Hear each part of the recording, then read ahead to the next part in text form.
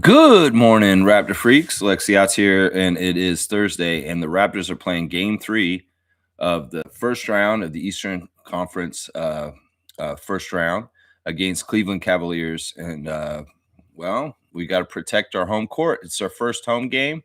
Game will be at 8 p.m. Eastern time tonight. And yeah, let's get to the arena and get loud. I know the super fan Monique Lawrence will be going to the game tonight, and that is a real big help. So yeah, let's go ahead and do the preview stream for tonight's Game 3. I've got the information just now, and I'll go ahead and divulge it to you. First of all, latest lineup news. Emmanuel Quickley is this is what is officially going on with him. He is a game time decision. He is questionable for the game tonight due to his hamstring. But the news out of practice the last few days is that he has been doing pretty good. He's been practicing harder, and hopefully he'll be able to return to the lineup tonight. We'll have to see. There's no guarantees on Quickley and his hamstring and whether Emmanuel will finally play in the playoffs for us in Game 3. The other note is Jacoby Walter. Jacoby Walter is a game time decision today also due to being sick. Jacoby's been not feeling well the last couple days and not at his highest level. But hopefully the young man can get some fluids, has had some rest, and he can be available for today. It's more likely that Walter will play than Quickley. So we'll just have to see how that all shakes out. But that's it. Those are the only two that are on the injury list right now. Nobody else is on the injury list. So both game time decisions. And I would say Walter's more likely to play, but they could both be available and we could be full strength tonight. And that's what I'm hoping. The ESPN matchup predictor is saying for tonight's game that the Raptors are 54% chance winning. So we have the favor at home in this game tonight against the Cavs. 54% is the ESPN matchup predictor for the Raptors to win. On the Cavs side of things, nothing is much changed there. The only injury still is Thomas Bryant. Thomas Bryant is a game time decision today with his left calf strain. So that is pretty much the injury list for the Cavs. Now, the lineup should be very similar.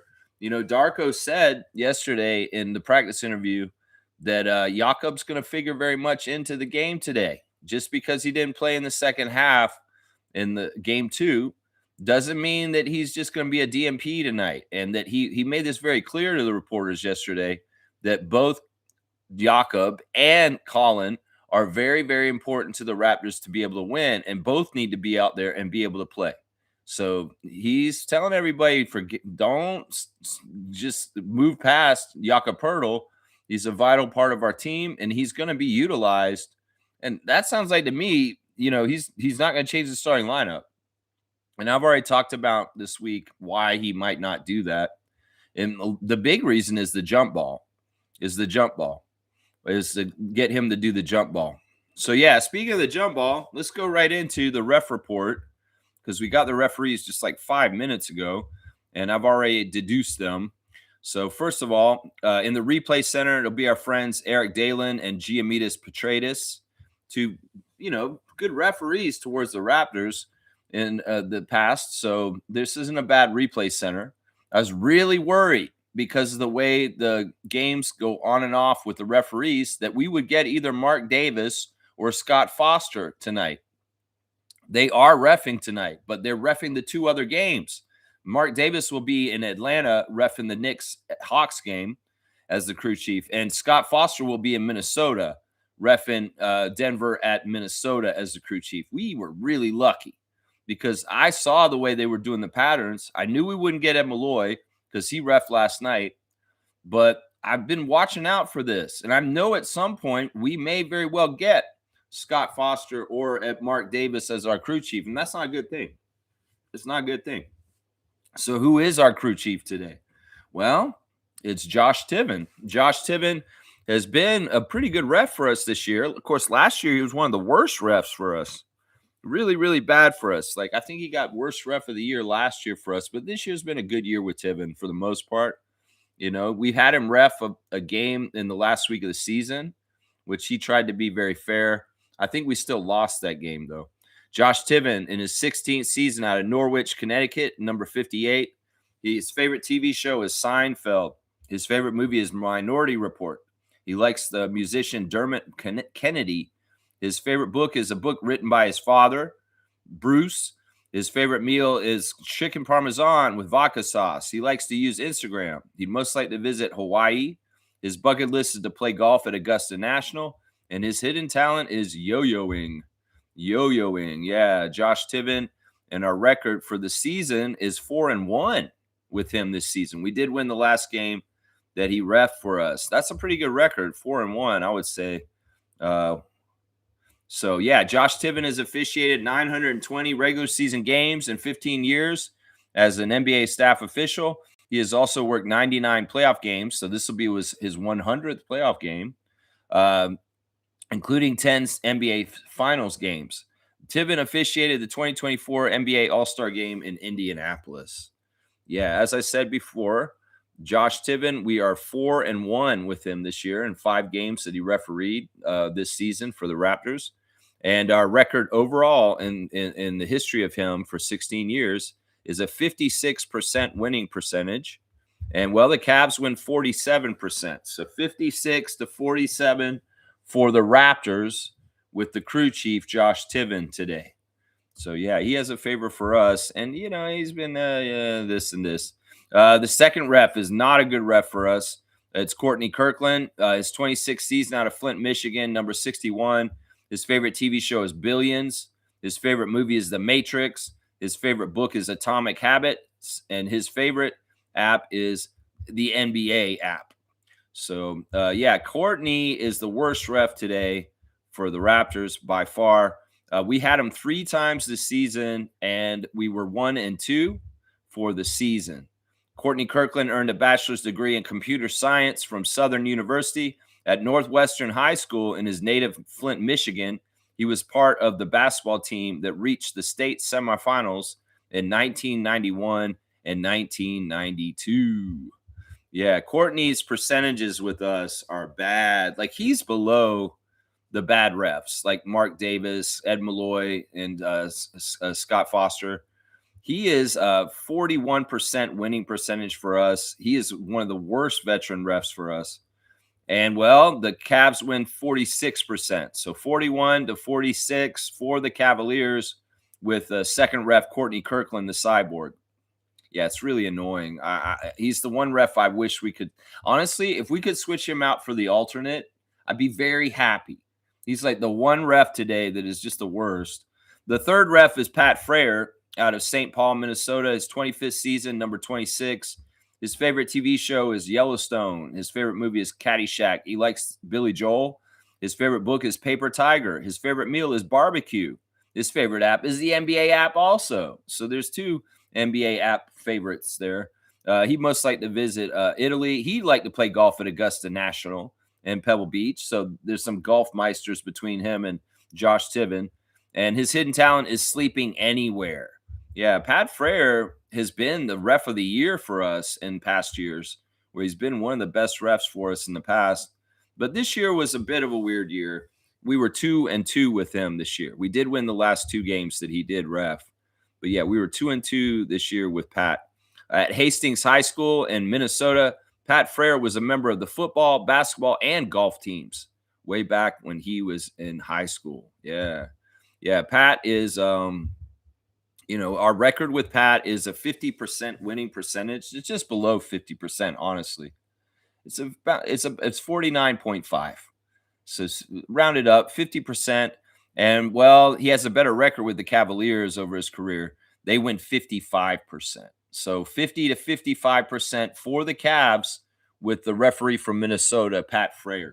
The fourth ref, the alternate, is somebody I really wish we could have in there instead, and it's Mark Lindsay, number 29 out of Drexel Hill, Pennsylvania, his 19th year. His favorite TV show is Family Guy. Of course, we call him the Family Guy. His favorite movie is Shawshank Redemption. He likes to listen to Dave Matthews. blah blah blah, all this stuff. He wants to take a trip to Italy also. So there's some common threads here in all kinds of different ways. But yeah, Mark Lindsay would be awesome if we could get him. He would be actually the best ref for us if he was in the game.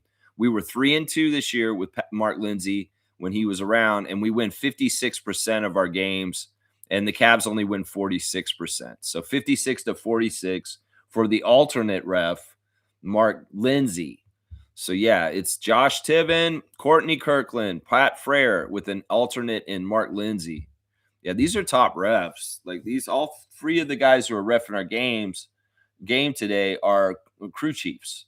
You know, they're crew chiefs. They're guys that run crews normally, but they're going to be all three of them together. And yeah, it's a veteran crew. You know, I trust Pat Frere pretty good. You know, he's been very fair. He's the guy who will give text to LeBron James. He's not afraid of doing that. Josh Tiven, we of course know from last year with the shot taken away from Jamal Shed, and we've kind of been holding a grudge against him for that. He was the worst ref of the year for the Raptors last year. And I think actually Pat Frere was the best ref for the Raptors last year.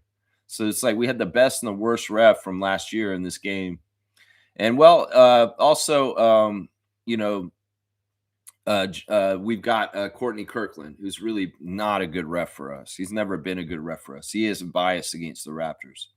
So yeah, that's the ref report. You know, they could do a ref hit job since it's three crew chiefs, and if there is a directive, but honestly, I don't see it. You know, it's not that the Cavs have LeBron James on their team anymore, and doing a ref hit job to the Raptors on their home court in front of the fans, you know, that made that happened when LeBronto was happening for sure. He was not just kicking our butt; the refs were enforcing it also. Just so everybody knows that is a huge part of LeBronto is that the referees were absolutely biased against Toronto and giving every single call to the Cavs and LeBron James and those series when they were playing us. They didn't even need to do that, but they did that still. They still called everything against us then. Well, this is the thing. We need to come in with as a crowd. We need to come in as a team. And we need to just be very serious and very like perfect and very on task and know the assignment. You know, the crowd needs to be loud, obviously, and the players need to not turn the ball over, and they need to play at a high level. Brandon Ingram very adamant that he will not miss his shots tonight. That he may have missed his shots in game 2, but he's not planning on missing those shots in game 3. And that he kind of sat in the disappointment and the desperation and the sadness for a couple days. And in some ways, he said he wanted to feel it because in some ways that helps to turn around his drive and his want to win. And it's really cool, actually, what he said. He said, I want to sit in the disappointment. I want to sit in this kind of feeling of like, yeah, you failed. Everybody's talking shit about you. And, this is scary because like, this is your career. This is your life. This is your name. This is your reputation. And what he said was, I started practice gratitude at that deep, dark, slow of thinking about all this. And that's when it starts to build the momentum of, yeah, I want to come back and kick their ass. That's where he builds motivation from. It's like, don't wash it away. Like Sandro said, some of the players will, kind of wipe away the last game if it's a failure or sadness or like something that didn't go right. Instead of dwelling on it, some of them, their best strategy is to just wipe it away immediately and move on and look forward to the next game and think about it that way. But some of them need to dwell on it. They need to sit in it and really feel that feeling of failure and like in that negative place. And Brandon said he did. He's been sitting in that, dwelling in it.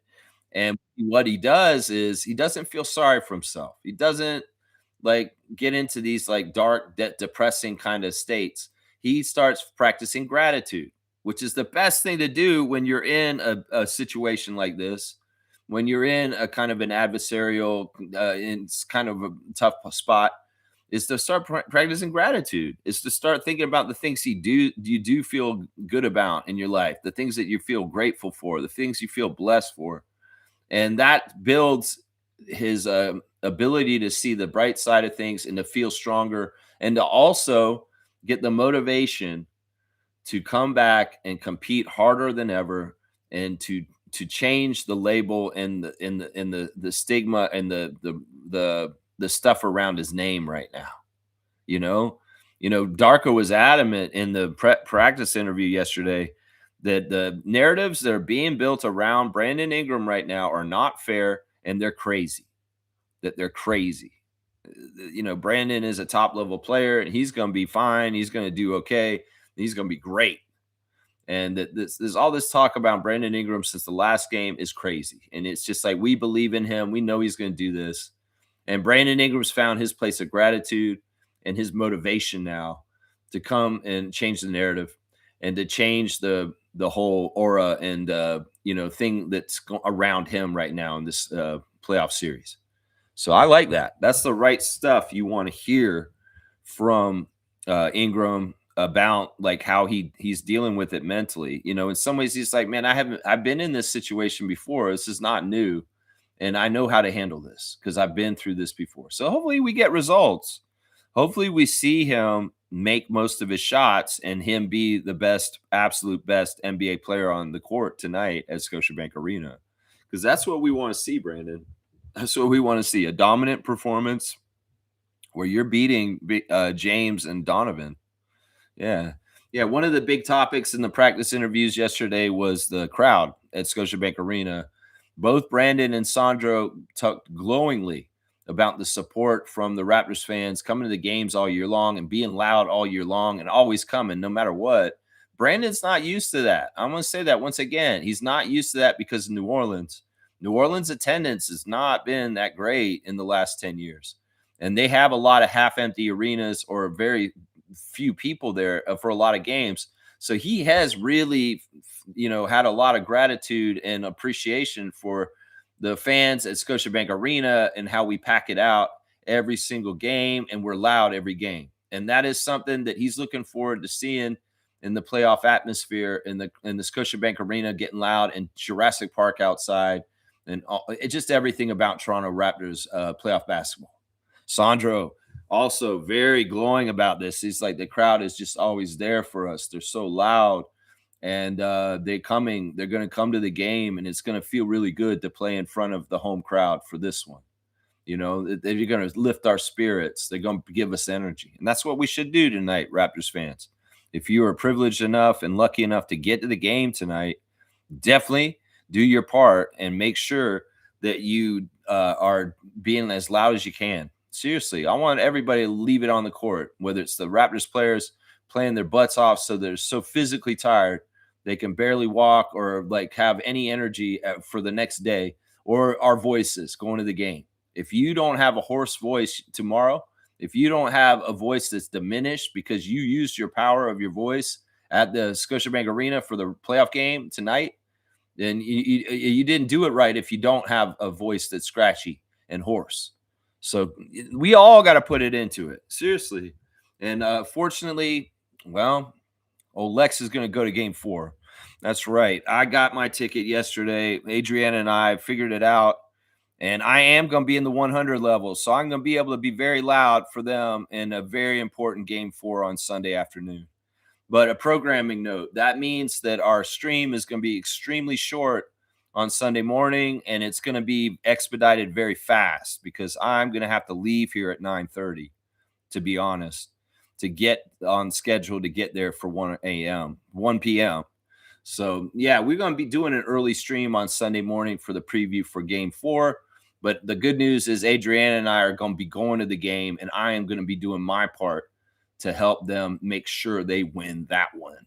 And, well, Monique is covering tonight. She's going to be going down there tonight, thank God. And, hopefully her energy and her presence in the arena can help the Raptors get the first win of this playoff series against Cleveland here tonight at Toronto in Scotiabank Arena. Yeah. Let's see what Trevor's saying this morning in the chat. We have seen better days, but we also seen worse. May not have everything that we want, but be grateful for all that we have. We get another chance to wake up with a few aches and pains, but still woke up. Life isn't perfect, but we're truly blessed. Yeah, and this is kind of a good theme for what I was just talking about with Brandon. His life is very blessed, And, in some ways, the dark of failure and feeling like what happened from game 2 and all the noise and the buzz, social media, the press, the fans, the pundits, everybody talking about it. And well, Brandon has to go to his center and he has to think about his life and he has to, contemplate this. He has to contemplate the adjustments and the changes for his game so that he can be better. He has to contemplate, his life, his career, his things that he has in his life that he's so blessed for, like NBA money, a beautiful girlfriend that loves him, a family that loves him, a dad that's just an awesome dude that looks out for him and has got his back. There's a lot to be blessed and thankful for, and that's the thing that turns things around for Brandon Ingram. And I can relate to this. When I have the darkest times in my life, the thing that pulls me back out of the darkness into the light is my gratitude for the things that I have in my life. So this is a powerful thing. Gratitude can be such a powerful, powerful thing in times where it's not totally the best times, for sure.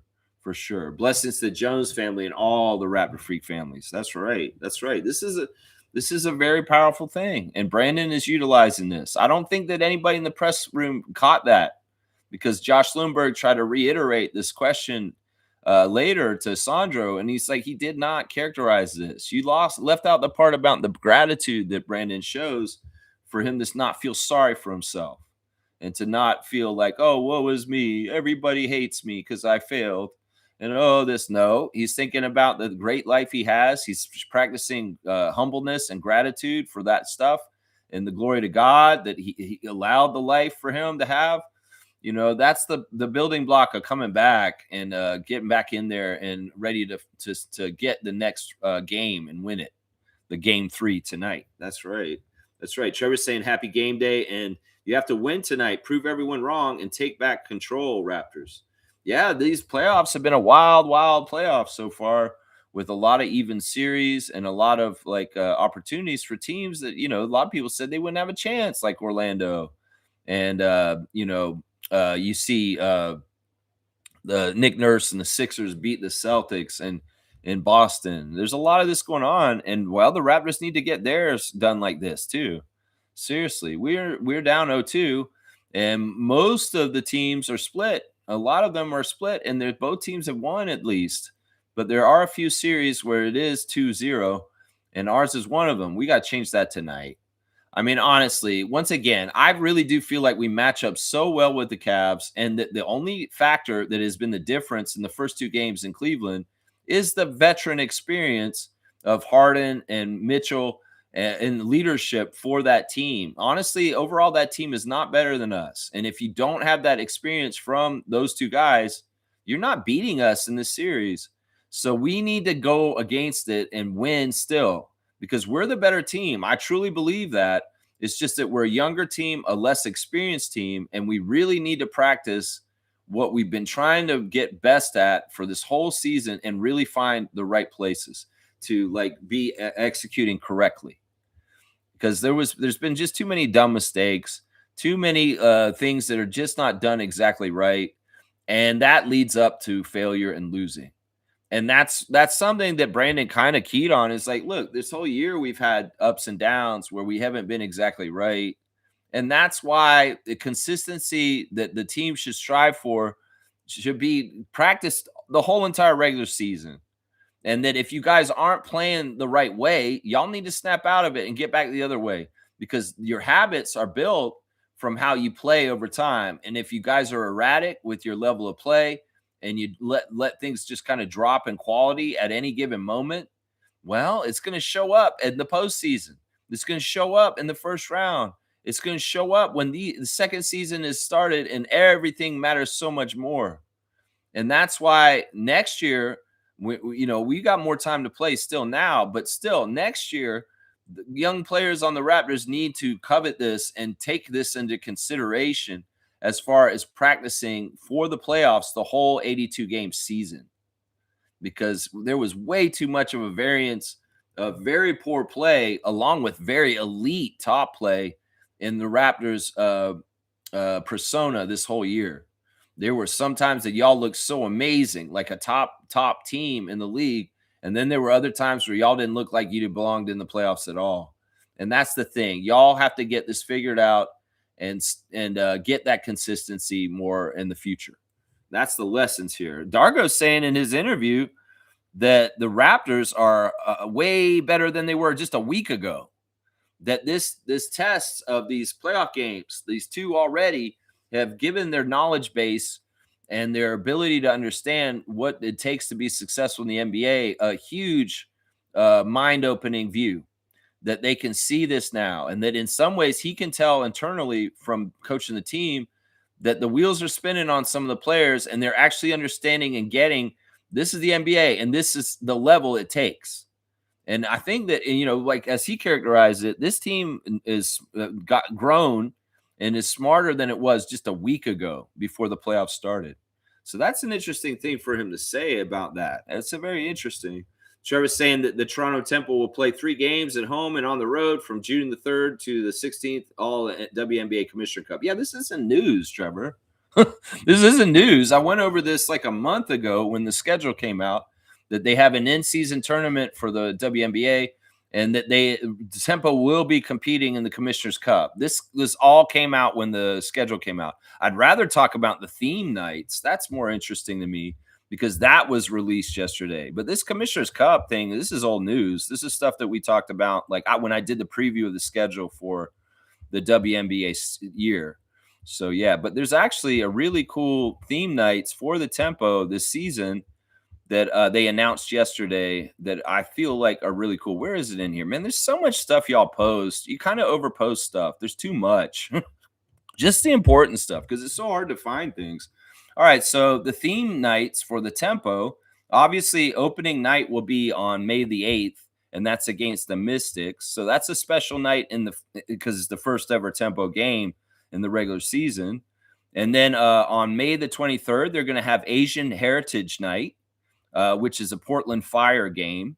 On May the 30th, it'll be Youth Jam when they play the Seattle Storm. And I guessing that's going to be more oriented around like a kids kind of game. It's probably during the day. Like it's probably a day game. They're having Indigenous Heritage Night on June the 25th when they host the LA Sparks. So that's cool. They've got a Asian Heritage Night and Indigenous Heritage Night. They have Pride Night will be on June the 27th. And some people are critical of it because it's actually on one of the main important days of the Pride weekend. And they're saying, whoa, people are going to want to be at Pride events and not necessarily at the WNBA game. But, you never know. Some people may want to incorporate that into their Pride weekend. But, yeah, the official Pride game for this season is June the 27th. They have a Slam night on July the 8th. And that's Slam Magazine because it's their logo. And I'm wondering what this night's going to be all about. They're playing the Valkyries that night, Golden State Valkyries versus Toronto Tempo on Slam Magazine night. So I don't know what that theme night exactly means as far as what is that going to be. Like, is that going to be like a magazine shoot or something? Or are they going to have like officials from Slam Magazine or is just a lot of lettering? On they have the Canada games with Montreal and Vancouver on this list too, but we know about the Cross Canada series in July 10th and 12th in Montreal, and then August 21st and 23rd in Vancouver. On the 17th of July, they'll do a homegrown hoops game against the Atlanta Dream. And it will be celebrating Canada basketball and the Canadian basketball national teams. So that will probably be a big night for Kia Nurse on that one. They're going to do a Caravana game on July the 30th. It's Carnival celebration game, which is pretty cool that they're going to do that. I mean, that makes sense. They're going to be very near the event down at CNE. They're also doing a women's health game on September the 18th, Her Health, Her Future, and that will be presented by CIBC. And I'm guessing this will be a game that kind of puts a focus on women's health issues. And then near the end of the season, on September the 20th, they'll have Fan Appreciation Night, Fan Celebration Night. So, yeah, lots of cool theme games announced by the Toronto Tempo yesterday A lot of the standard kind of stuff, but I'm interested in Slam Magazine night. I really am. I want to know what that's all about for sure. Yeah, Trevor's saying this. The Tempo also put out different nights of celebration. Yep, just went over that. Let's see. Darko said Jakob will be a big part of game 3. Yeah, he's adamant about this. He's like, everybody's thinking, oh, he's broken. Toss him to the side. Don't even play him at all anymore. But I tell people that's folly. They need him. They need him because look, they didn't play a lot of Jared Allen in the second half of game 2 either. And that was part of the matchup right there. It's like Allen out there. In some ways, you need Jakob out there too because we saw Allen shooting right over Colin Murray-Boyles, and he has a height advantage on him. So there are still very important reasons to be playing Yak. And hopefully Yak will be more spry and look more quick to things because in some ways that's the biggest problem people are having with him right now is that he just doesn't look 100% and they're lying to us. And they're saying, oh, no, he's fine. His back is fine. He says he's fine. They say he's fine. He's not on the injury list. But I feel like they're lying. I feel like they're lying to us. And it's really because it's the playoffs and it's competition and they want to be proprietary and not tip their hand to the Cavs or anything like that. It's going to be interesting. Yeah. Let's see. All right. Trevor, you keep jumping on all my stuff. I appreciate your cue cards. But in some ways, I have most of this stuff already organized and set up without even seeing your comments. And it's kind of like you're stepping on the toes of some of my segments because I do have a Toronto Tempo Redditor of the day who's asking the same question that you just asked. I get it. You're on Reddit now too, and you're seeing some of the same stuff I'm looking at. Terry G 111 is my Toronto Tempo Redditor of the day, and they're asking this. They're asking is since our NBA counterparts, the Toronto Raptors, have open gym, I'm wondering if the Toronto Tempo end up with their own open gym show showing our team on and off the court. And we also get to see Sandy, Monica, and the team more often too, if this ever happens. Well, I don't see this happening exactly the way that open gym happened for the Raptors. First of all, it's Bell Media that does open gym. And Masai organized this idea. It was his idea is to do the open gym show. It was a Masai kind of brain child.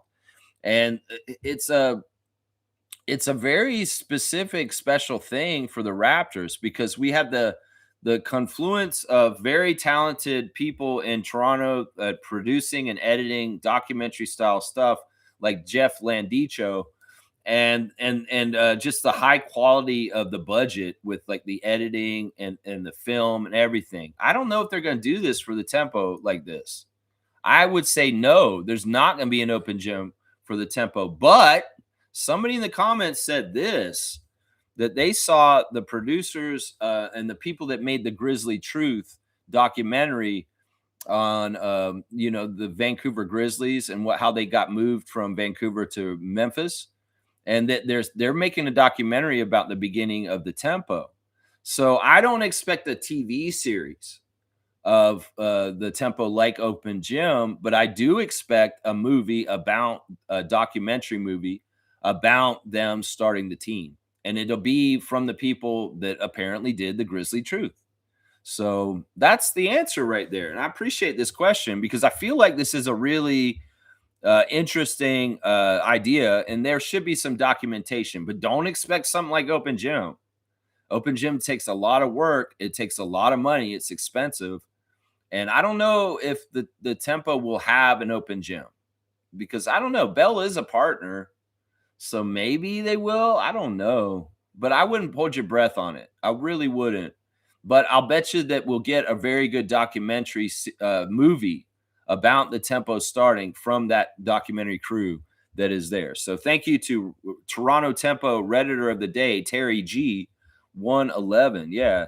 I don't mean to be, I apologize, Trevor. It's just, I sometimes I feel like you and I are stepping on each other's toes.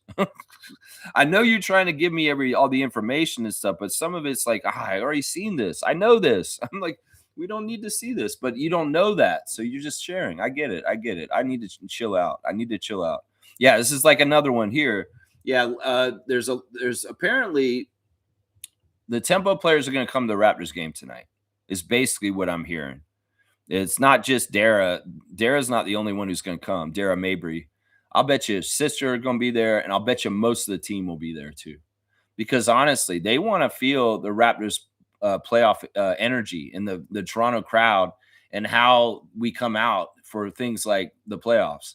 And it's going to be eye opening to them. I'm going to say this right now. Those Toronto Tempo players are going to go to Scotiabank Arena and sit in a booth or somewhere near the court, and they're going to feel the energy in there. And they're going to be like, whoa, what are we getting ourselves into? Now, they are not going to get to play all the time in Scotiabank Arena, but they will get to play in Scotiabank Arena this season a few times. And in some ways, they're going to get sellouts. They're going to get a huge raucous crowd when they play at Scotiabank. But it's going to be very eye-opening to them. They have no idea what they're about to go to tonight. They can think that they know, but they have no idea what it's going to be like. And they're going to sit in there and they're going to realize they're going to have a little bit of a moment like, whoa, this is bigger than I thought, what's going on with the Tempo. Because this city does really come out for basketball. And there is really a strong basketball culture in Toronto for, their teams.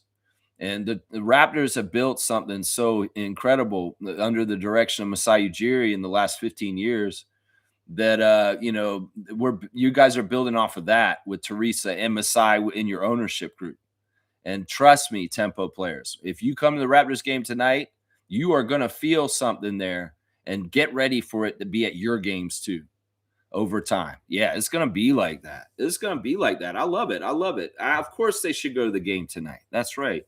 Raptor Freak James is here. He's saying must-win game today. Yeah, this one's a big one. I mean, obviously, this is the way the playoffs are. You got to hold home court serve. When you're serving in a game like volleyball or something, you want to get your points while you're serving, right? Well, when you're at home, you're serving in the playoffs, and that means hold court, hold home, keep your wins at home because you're supposed to win at home. You have the home court advantage, and in some ways, the referees will show home favor sometimes. But yeah, this is a very, very important game to win. We have to hold serve. If we lose tonight, well, we're one and done away, and that's no good. So we need to win tonight. This is absolutely true. Absolutely true. Michael, thank you for the subscription, and thank you for the compliment. Great analysis. I appreciate that. Yeah. There's some ways on the preview games for games all year, the ref report really is my signature segment where I can get in depth and really give the lay of the land on the ref crew for the team. And tonight's not a horrible, horrible ref crew. We could have a worse ref crew. But honestly, there are a couple guys that I don't totally trust at times. Josh Tiven is a very strong ref that can manipulate games if he needs to or wants to. And I'm just hoping we don't see any funny stuff where the refs really are completely biased against our own team on our own court, because that stuff can happen. And I don't want to see it. I don't want to see it. They're trying to write storylines to sweep us out. They're trying to write storylines to, to crush the Raptors in their playoffs year this year. I don't want that. I want to see a fair ref game right down the middle. If the Raptors are the better team tonight, Josh Tiven, let them win is what I'm saying to the referees. Courtney Kirkland, you better be on your best behavior is what I'm saying. That's right. I don't want to see any of this crap. That's right. Jimmy's here. Good morning, Jimmy Pope. If they want to have a chance this series, they got to win tonight. Yeah, I agree with that. They have to. It's not, it's kind of like a thing where you go down 0-3. How many teams have ever come back from that? It's very, very few. It's like maybe 1 or 2 or 3 in the history of the NBA. And you just don't want to be in that bad of a shape. Now, it's normal to lose both the games on the road at the beginning of a playoff series, but that means you have to hold yours down too. And that's the big thing about these playoff series and stuff. We win today, we take care of business on Sunday. Game 5 is a very pivotal game in Cleveland, and that's always the case in a 7-game series. Is the game 5 is the really key game to try and win. Because if you think about it, we win tonight. We got to take care of them 1 in a row. Win tonight, win on Sunday, win on the game 5. And we're in the driver's seat then because it's 3-2 and their backs are back to the wall. And they are the ones that are worrying about elimination. And they're coming back here to Toronto for a game 6. That's ideally the best thing to do. It's a similar thing to what we did to Giannis and the Bucks in the Eastern Conference Finals in 2019.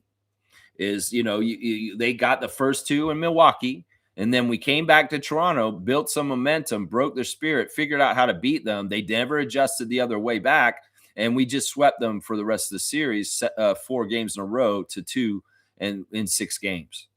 So I mean, this is the template. This is the way to do it if we want to be successful and win the first round. What I just said, that's what we got to do. So that means 3 straight wins, Raptors. You got to win the next 3 games in this series. We'll start one by one, and the one tonight is the most important one right now. That's right. That's right. Let's see. Jimmy's saying, let's see if they have it in them. Yeah, I hope so. I hope so. The motivation of Scotty. Scotty, you've evolved and you've leveled up in so many ways over your career. You know what? I want to see more levels. I want to see you going even higher. And some of this, Darko said this yesterday, and I love this. He finally said this in an interview, and I've been waiting for him to say this. He explicitly said that Scotty has to stop being so unselfish and passing the ball to everybody and start calling his number more.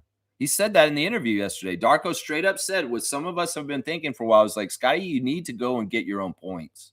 You need to start scoring more for yourself, and you need to start carrying us as a scorer yourself. I know you want to pass it to everybody else. You want to look for everybody else. You're unselfish. This is just your nature. You're a team guy. You're a really considerate, nice person who wants to help everybody. But in some ways, as I've said a few times in the last couple of years, you being unselfish is selfish. You being unselfish is selfish. You need to be selfish. And that would ironically be unselfish. If you were selfish and you called your number 4 and you went and scored more baskets for us. And Darko explicitly said it in the practice interview yesterday. We want Scott to call his own number more. And in some ways, he's always going to pass to people here and there, but he needs to go and get a bigger slice of the pie for himself. And I love that Darko publicly said that yesterday, and hopefully it'll get through to Scott. And who knows, maybe we'll see Scotty Barnes moving a little bit different tonight as far as being more selfish.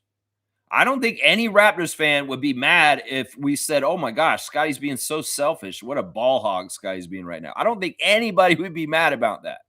I don't think his teammates would be mad about it. I don't think his coaches would be mad about it. None of the fans would be mad about it, Scott.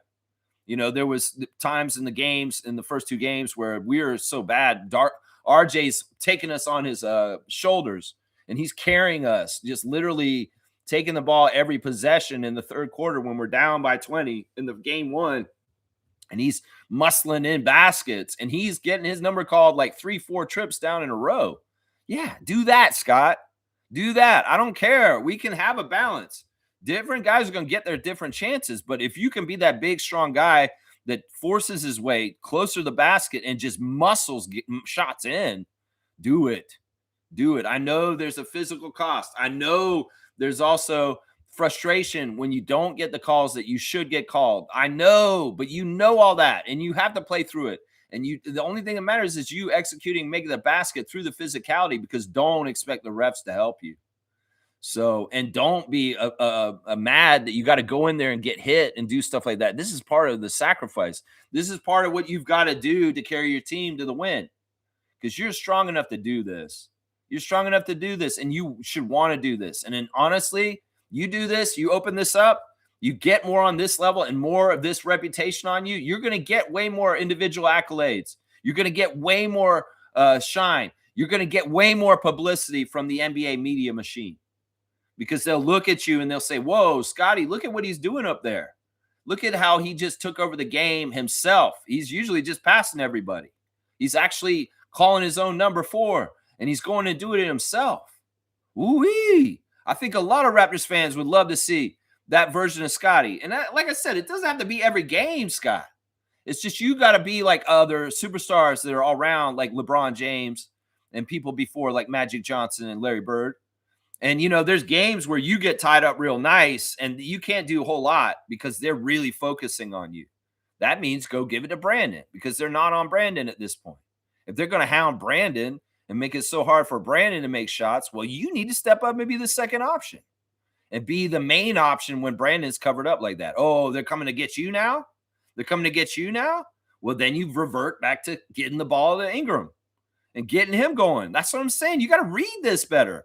And you got to understand, instead of letting them cover Brandon up like a blanket and make him ineffective, you need to step up and be that next option. Because that's part of it right there. That's part of it right there. And that's what can make us so much more powerful. If they're going to just solve us by saying, well, they shut down Brandon and the Raptors are no good. Well, that means that you and RJ aren't stepping up enough in the other way while they're covering him up. That's what I'm saying, Scott. So let's do this, Scott. Let's have a big evolution party tonight. Evolving number 4, evolving Scotty basketball, evolving Mr. 94 feet, evolving Scott Wayne Barnes to the next level of superstar that he can be in the NBA because he called his own number finally. Because he finally said, you know what? I can do this every time down the floor if I want to. And I'm going to now. Because you little babies can't stop Scotty in the post. Yeah, mix it up. Keep them guessing. Let Brandon can't get to his 3 levels of scoring at the rim, mid-range, and 3. Well, you do it then, Scott. You get your mid-range and you're at the rim and your 3 going. And make them keep guessing. Because, see, this is the thing. It shouldn't be RJ. Only RJ carrying us with bully ball when we are stagnating. You can carry us when we stagnate too, Scott. When you get that feeling, it's like Devlin's on the broadcast saying, the Raptors have not scored in 4 minutes. You know, when that shit happens, Scott, it doesn't have to always be RJ that bails us out. You can go be the big boy and go down there and get us a money basket all of a sudden when we are having difficulty on offense. We got to have this, man, because in some ways it's crazy. You're like the anomaly in the whole history of the NBA. The scouting report is he's going to pass it. Don't worry about him trying to take over and do stuff. No, play Scotty for the pass because he's so unselfish. So this is the new stuff you could do, Scott. And I'm not saying you want to do this all the time, every single game. But next season, during this regular season, I want to see you bust out like a 40 to 50 point game just because you are practicing being the guy who carries. You are practicing being the leading scorer. You're practicing some of the stuff that Brandon Ingram does. Because to have that option, to have the ability to go drop a 40 on the other team is a very powerful thing that they need to worry about. And in some ways, you'd be helping RJ and Brandon because you're more of a threat. You think about it that way, Scotty. In some ways, you being selfish, once again, is being unselfish to your teammates because you're going to be more of a target. All of a sudden, Brandon gets better shots. That's it. That's it right there. That's it right there, Scotty. So, you pass the ball, mix it up, but make sure you're getting yours too. That's right. Make sure you're getting yours too. James is saying, Lex, do you want CMB to start at center? I don't. I do want him to play majority of the game, though. That's the thing. Like I said, I think it's important to have Yak at the beginning of the game, if not for just like 2 minutes, 3 minutes. That's it. And in some ways, it's testing out how he's moving in the game and whether he can be the most effective Yak. Because it is very nice to have his powerful best self when he is available like that. So you put him out there, at least for the jump ball, because if Scotty's not jumping against Jared Allen, Yak needs to be jumping. And you just, in some ways, you have him out there ceremonially just for the jump ball. And if it's getting to the point, like, you could sub in Colin Murray-Boyles at 10 minutes, the 10-minute mark, like 2 minutes in the game, take Yak out and put Colin in right then and give Colin almost 40 minutes a game. And Yak plays like 15 to 20 minutes a game. This is what I see happening. It's not necessarily that Colin's going to get the start because of the jump ball. I think that that's the biggest reason why. And some people say, well, what the fuck? You just want him out there for the jump ball? Yeah, because it matters in some ways. And you might as well see if you can get the premium best version of Pirtle in the game from the start, because that is the best version of the Raptors, is when Pirtle is effective and he is moving well and he is rebounding. And he is hitting floaters. And he is setting picks and getting wide open shots for the other guys. Another big factor in whether Pirtle should be starting or not tonight is if Emmanuel is starting or not. Because we know Those two guys are real good buddies on the court. The way they play off each other with synergy. And you know, if you have Emmanuel available tonight, you know, Pirtle gets an upgrade, and he all of a sudden becomes a bit more effective. That's one of the download things that we missed quickly for is unlocking Pirtle to be better, because they really do work really well off each other. And that could be a factor in whether Pirtle starts or not, is whether Emmanuel's starting, if he's going to be available. I want Colin to play more minutes than Jakob. How about that? But I don't necessarily want him to start. Yeah, Jimmy's saying this. For us to win, we need Yak. We need him at his best. Colin's way too small to contain Allen and Mobley. Yeah, this is kind of what I've been saying. You know, it's not that he can't. It's weird because I want to see Colin kind of, you know what, I would like. They keep saying put Scotty on Mobley, put Scotty on Mitchell and Harden. And we did see Scotty a bit on Mitchell and Harden game 2. But honestly, it makes more sense, although it is kind of dangerous for a rookie who's only in his first year to go against such offensive savants that are so good at drawing fouls and really good at making you put your hand in the cookie jar and foul them, or getting a first step around you or beating you. I mean, it's really tough. But I mean, Colin's got that kind of lateral quickness and long wingspan and just smarts. But, you know, that's the tough thing. You got young guys and they're trying to guard Mitchell and Harden. And those guys are just masters. They're just the kind of guys that just know so many different ways to screw up a young player and get them to either foul them on a 3-point shot or, you know, just burn them with a move. And then all of a sudden they're beat. And, you know, that's the thing. In some ways, it's like Colin, unlike Scotty, you know, you keep Scotty down low on the defense, but maybe Colin comes out and he guards near the perimeter a little bit more just because of his shit disturbing and his ability to get his hand on the ball loose, get it loose and get steals and just be a shit disturber. You know, I don't know. I mean, I feel like he's muscling and powerful down low. And like he said in his interview yesterday, he hasn't changed his intensity or pressure from the regular season of playoffs. It's the same him. I don't know. I mean, he's versatile. He can be outside or inside. And inside, it's more strength than length. That's for sure. Like you just said, it's more strength than length. Uji Bougie's here. Good morning to Uji Bougie. I hope the crowd is ravenous and our boys come out fired up and ready to win and fight back in this series. Yeah, they're dependent on us tonight. They are talking about it. They need their home court advantage. They need their home court love. They need their home court defense chance. And then, you know what, like I said, I'm going to try and do my part on Sunday going to the game. And hopefully, you know, we can have a good crowd there tonight to make sure game 3 is a W, a big W for the Toronto Raptors. That's right. Neil's got eyes on the stream. Good to see you, Blackhawk. Thank you for supporting the channel. And Fiercey, thank you for supporting the channel also. Good morning, fam, and happy game day. Let's go. Rebounding, defense, contain either Harden or Mitchell, lock in and attack the paint. Yeah, those guys are so hard to guard. The press were trying to ask Brandon and Mamu how to guard them, and Brandon said, "I'm not going to tell you the plans." And but Mamu went into a little detail on how, you know, if you get on an island with Harden or Mitchell, how you're supposed to guard them and what's the best protocol, especially for a big like him getting switched to somebody like Donovan Mitchell or James Harden. And yeah, he went into a little bit more detail than Brandon. Brandon straight up said, "Man, I'm not telling y'all what we're doing." I always love when the players kind of tell the reporters, like, "Yeah, you think I'm stupid? I'm gonna tell you our game plan." You know, it's kind of funny. Let's see. Seymour saying this: "We are not better than Cleveland. I think we can beat them, but we are not better." It depends on what your qualification you're using. Is I think that we overall have a better talented team. I think that we are better than them if we are playing correctly. But if we're not playing correctly, if we're turning the ball over, we are not better than them. But I think we're better than them if we play right. I think we beat them normally if we just play right. And it's just the shock of the playoffs, and it's the high level of 2 veterans that are really so polished and so like far in their careers. They just really know what they're doing. I don't think overall their team is better than ours.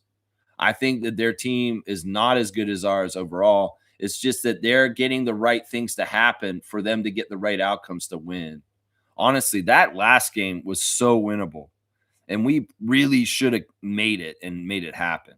But we're not. We have young green lessons. We are like a banana that has not turned yellow yet, and we just have to get more seasoned and ripe. And we'll be better then. But right now, we're not ready. That's part of the problem. But we could. It can happen fast, and if we show some good traits and good habits tonight, we could level up and say, all right, this is how you win in the playoffs, Scotty and young core. And we're going to do it in front of the home crowd tonight, and we're going to turn the page tonight. But there's still the chance that there's tough young lessons to be learned, whether through the refs or through, veteran players like Harden playing really at a high level and showing you, yeah, this is something else you still got to learn too. We'll just have to see. The whole thing is, once again, this is a young core. And as Darko said, this is invaluable for the young players to get this experience to shape them for their future careers more and more and future success. That's the whole assignment here. In some ways it'd be great to win the championship again, but it's not probably going to happen this year. But, every level of getting success, whether it's the first playoff win for this group, whether it's the first playoff series win for this group, it's all stair steps and the escalator up to the Larry O'Briens. And we're figuring it out, and that's the whole thing. They got to get introduction, they got to understand, they got to ruminate and reflect, and it's gonna guide them for their careers going forward. As far as this is the assignment, and this is what's expected, and this is what it takes. And that's the thing. They're learning what it's taking right now. They're learning what it takes to win at the highest level in the NBA. And, they're not even at the highest level. That's the finals. And there's stair steps to this. There's stair steps. Yeah, let's see. Seymour saying the combo of Allen and Mobley up front and Harden Mitchell in the back. I'm sorry, we're not built like that. Keywords, we have a chance. I don't think that Mobley and Allen are better than Scotty and Yak. And I know a lot of people say, what are you talking about? Don't put Yak in there. Put Colin in there instead. I know. But no, I really do believe that. We can honestly say that we think Scotty's better than Evan, right? I think we can all say that, and Pirtle and Allen can be very comparable at times. It's just right now, Allen's moving better than Pirtle, but it could have been either way. We could have came into this series and Jakob Pirtle could have been moving amazing and Jared Allen looked like he was half hurt. You know what I'm saying? That could have been happening, but it's not exactly that. No, I think that our front court is better than theirs, even though they have all-star monikers on both of them. And, the backcourt's the place where the problems are because those two guys they're just bona fide top-level elite scorers in the NBA. And that's where we're getting in trouble. It's not really up front. We out-rebounded them and outscored them in the paint on the game on Monday. Yeah. Let's see. Jimmy's saying, not to mention refs have our number. After that push off Harden did to Scotty, I had to turn the game off. I was fuming. Joke of a league. Yeah, that's the thing. We got to understand the once again, we practiced this during the season where we actually kind of like we practiced this during the season where we have to play 8 versus 5. And we won a lot of games this season where the refs were actively against us and not helping us in any kind of way. That just makes it even harder. It's like on a whole other level of, you got to be that much better. It's like sometimes you got to beat the other team and you got to beat the refs. And we had a lot of games this year that they were against us. And some of them the ref hit job took and we lost. And some of them we actually beat the refs and the other team. So that's the thing. In some ways, this is the hard road. This is not the easy road. And if we're going to expect the refs to ever be completely fair to us, it's not going to happen. So there's a certain level of like preparation and understanding that the whistle can be a factor, but there are ways to do things where you lessen the factor of the refs being a factor. And my main way of doing that is you play so well against the other team that you have a good lead so that the refs can't make it funny at the end and all of a sudden you lost just because you got screwed over by a couple of calls. So it's like a double-digit lead is important. A double-digit lead is important. That's right. That's right. Let's see. Let me see. Where was I in the chat? Let's see. Seymour saying no IQ, 8 versus 5 on the refs. It's an uphill climb. We'll have to see. IQ may be playing today, just so you know. Uji Bougie saying, I think in the game of pick your poison, I'd rather Mitchell go off and us work to box James into a shooting game. His passing has been killing us most of all, getting to Allen and Mobley and Struess. I like this too is that like I don't know, maybe there's a way where we could guide the Cavs to force James to shoot more. And some people say, why do you want that? Well, because in some ways he is more effective, just like Jokic, when he's passing and getting everybody involved. And in some ways you want to take away the passing from Harden and let him shoot, and maybe you cover up Mitchell more. Because and to me, Mitchell's the guy who's more efficient with his offense. James Harden can be a very bad shooter. Both of them can be very bad shooters. But to me, in the history of the NBA, I could see James Harden getting way more 6 for 26 kind of games in his history, right? And that's why, in some ways, just like they dare Scotty to shoot threes last year, maybe we dare James to shoot a lot. And even if he's dialed in, because that's the other thing I have to say about these two guys is they've been hitting on a high average, and that's not normal for them. They're high volume, but not usually such high efficiency. And in the 2 games so far this series, they've been actually above normal. And there's going to be a law of averages evening out where these guys are not going to be all that in a bag of chips hitting all their shots. They're going to miss way more often. And that's what we could kind of hope. Maybe the unfriendly confines of Scotiabank Arena will allow them to kind of be, missing more for this. Because there's got to be a balance out. I feel like both of them have been shooting lights out way higher than they usually do. And that shouldn't be happening like this. Part of it is maybe we can be better with our defensive intensity and coming at them and stymieing them and just kind of getting them off a little bit as far as their shot and bumping them or whatever. That would be good. We'll just have to see. Pay attention to this, though, because I really do feel like so far in this series, Donovan and James have been kind of above their shooting percentages, and they shouldn't be shooting this well. Seriously, there's going to be a little bit of a evening out to the law of averages, Let's see. Seymour's saying, I'm keeping a keen eye on Pirtle and Ingram tonight. Better bring y'all's A game. Yeah, and they have a lot to prove. They can probably hear a bit of the noise, and they can probably feel it, and they know that, I feel like that was something with Yag that, like, everybody really is got him underneath a microscope right now. And we saw the frustration when they were bringing Sandro into that game, and he went off and went crazy and got really motivated. Feed into that, Jakob Poeltl. Feed into that. Seriously, you feel like eyes are on you? Well, give us something good to see. And, man, you got to get your hands back. No more bumbling ball passes or anything like that. And, yeah, you got to get your push shots.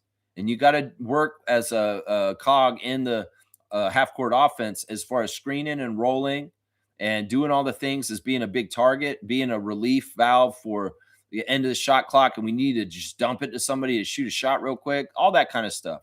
The stuff you've been doing all season, the stuff that we love to see, the stuff that gets you a double-double, That's right. Kaloy saying, morning, everyone. Go Raptors. All we need is one win, and then the Cavs illusion will crumble. I believe in this too. I mean, in some ways, that's part of like the snowball coming down the hill. We can start building this little ball and get it bigger, and it starts rolling. All of a sudden, the Cavs are in major trouble for the series.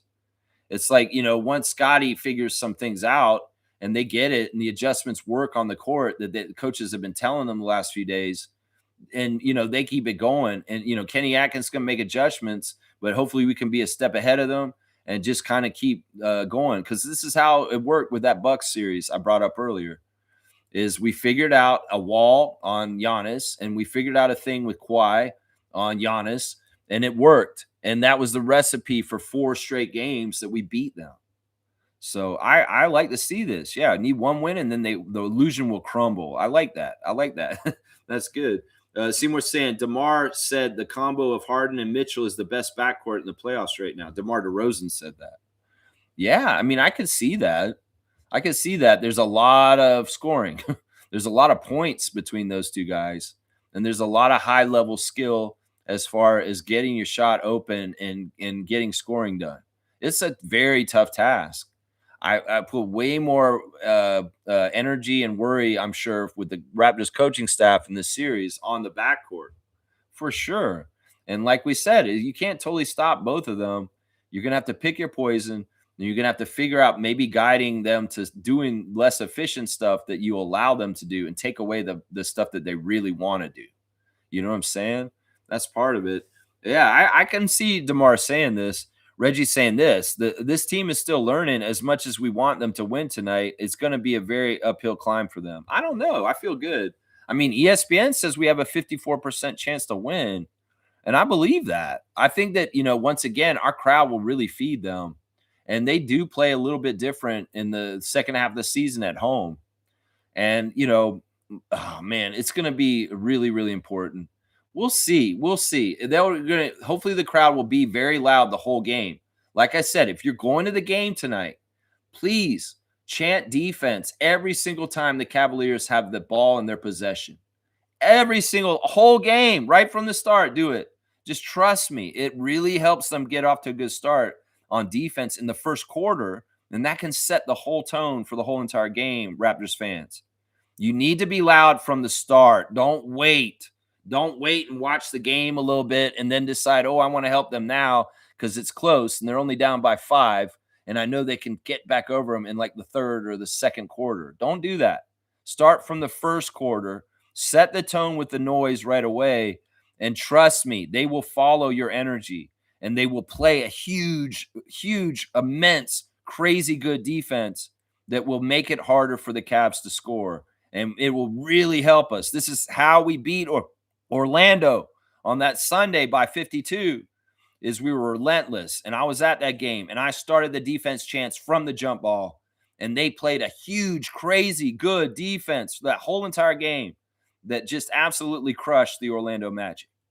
So I'm telling you, fans, you can have a huge impact tonight if you're going to the game. I'm going to be there on Sunday, so I'll take care of game 4. But I'm not going to be there tonight. So y'all need to do it tonight. Seriously. Y'all need to do it tonight. Yeah. You definitely need to do it. Yeah. Kaloy saying BI redemption game tonight. That's right. He has a lot to prove back. And honestly, I put money on him today. I'll put money on Brandon Ingram that he's going to look real good by the end of tonight, because he really wants to. Trust me. He's going on his reputation right now. And in some ways, he is getting watched by the whole entire NBA at this point. And some of the labels and things that are going on him right now are not what he wants. So he's got a lot of motivation to change the narrative. Let's just put it that way. Yeah. Smooth says the Cavs view this one as a game 7. Who gives a shit what the Cavs view or whatever the fuck they're saying? We view it also the same way, I'm sure. So yeah, I'm not speaking them up on this, Reggie. No, sir. Seymour saying, regardless of the turnout, I'm still happy with the season. We definitely moving on up. Once again, I'll say it. There's no way you can qualify anything the Raptors have done this year as a failure. I'm sorry. Even if they get swept, which I don't think is going to happen. Even if they do get swept, I think this year is an absolute success, no matter what. That's right. No matter what. Kareem Thomas is here. I hope BI has a great game, not only for the Raptors, but, man, our media and fans might. Yeah, don't use terminology like this. This is not good terminology in some ways. We won't use that. Yeah, they'll talk about him. They'll sully him. They'll say a lot of out-of-pocket shit. Yeah. That's part of his motivation. That's part of why I want to see him do well, too. Neil's saying this. We need to be happy that Rodgers did not get involved with the tempo, because the tempo gets full support instead of sharing with Raptors, Leafs, Argos, Blue Jays, and TFC. No stepchild business. I mean, I am happy about that, too. And people got to realize there will be differences between the tempo and MLSE. And some of the crossover stuff that you think will happen is not going to happen. In some ways, it's better sometimes when the WNBA team is owned by the same people as the NBA team, but sometimes it isn't too. I don't know. I think that it's interesting in Chicago that both basketball teams are owned by different people, but they're kind of both going through the similar kind of messed up kind of stuff. Although the Sky do seem like they're going to bounce back after Angel getting sent to Atlanta, but their front office is getting a whole bunch of crap. And of course, Chicago just cleared house with the Bulls as far as everything there. I don't know. Same owner for WNBA and NBA team. We'll have to explore more how that difference is with the Tempo and the Raptors.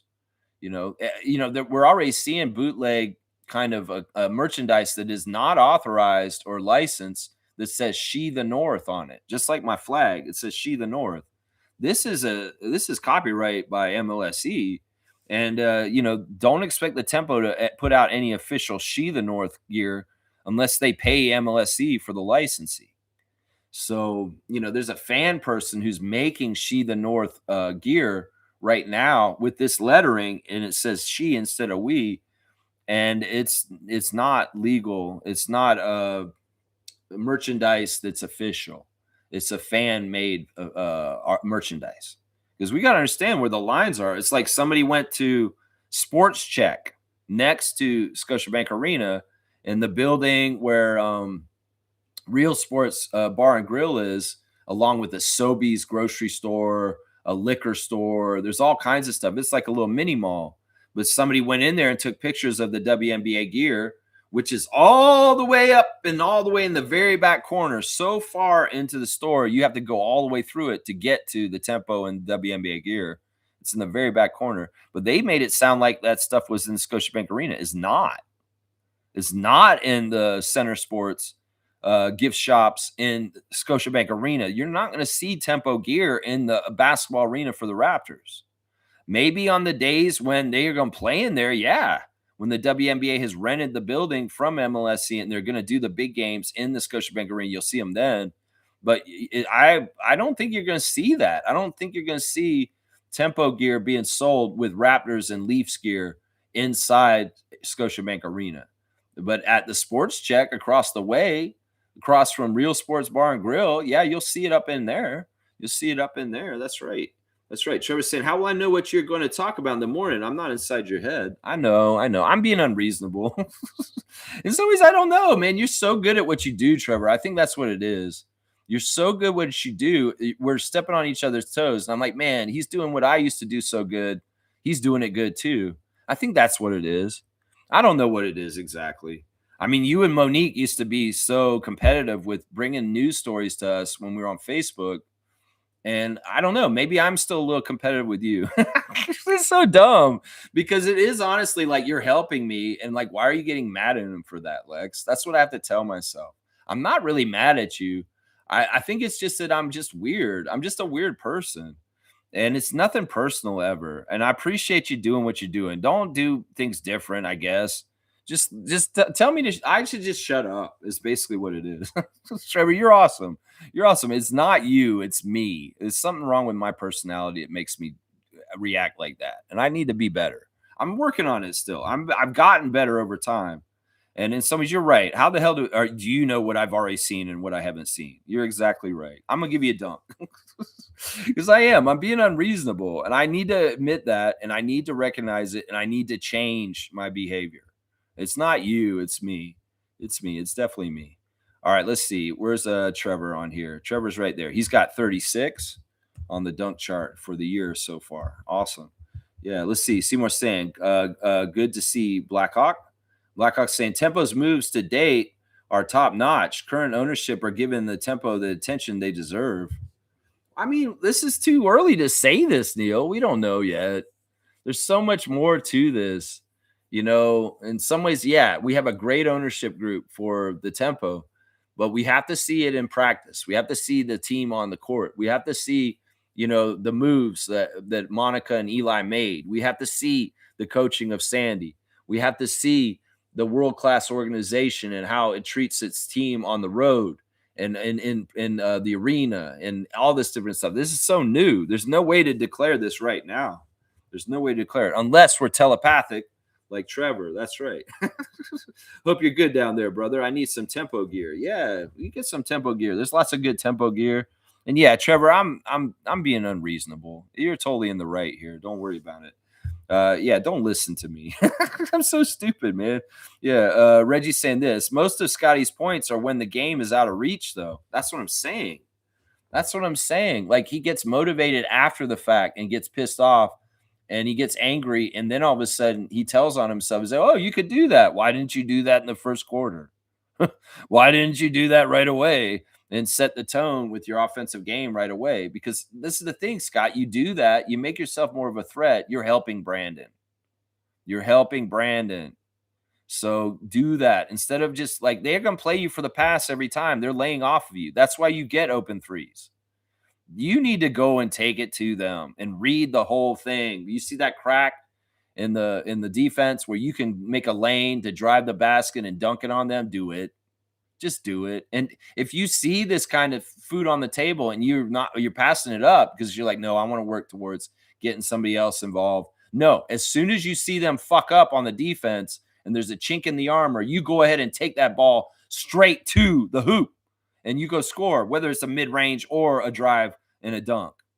Seriously. And if they're laying off you on three, just like with that, they're disrespecting you, take that three and make that three and make them pay for it.